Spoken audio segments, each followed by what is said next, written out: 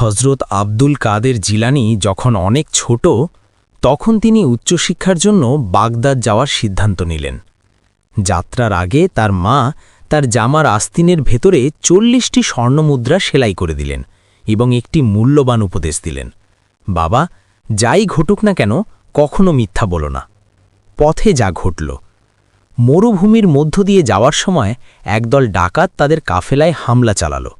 ডাকাতরা সবার মালামাল লুট করছিল।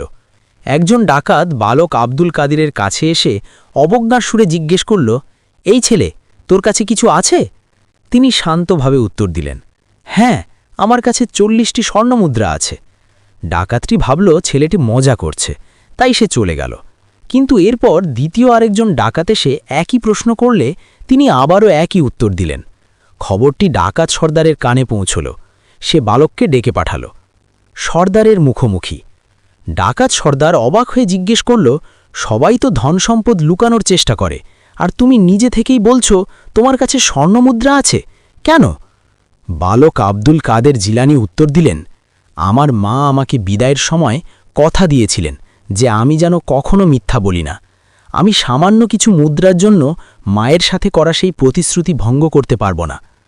গল্পের শিক্ষা, ছোট্ট বালকের মুখে সত্যের প্রতি এমন অবিচল নিষ্ঠা দেখে ডাকাত সর্দারের মনে কাঁপন ধরল। সে ভাবল, এই শিশুটি তার মায়ের দেওয়া প্রতিশ্রুতি এত গুরুত্ব দিচ্ছে, আর আমি সারা জীবন আমার স্রষ্টার আদেশ অমান্য করছি। সর্দার লজ্জিত হয়ে তওবা করল এবং লুট করা সব মাল ফেরত দিয়ে দিল। আব্দুল কাদের জিলানীর একটি সত্য কথা একদল ডাকাতকে সঠিক পথে ফিরিয়ে আনল।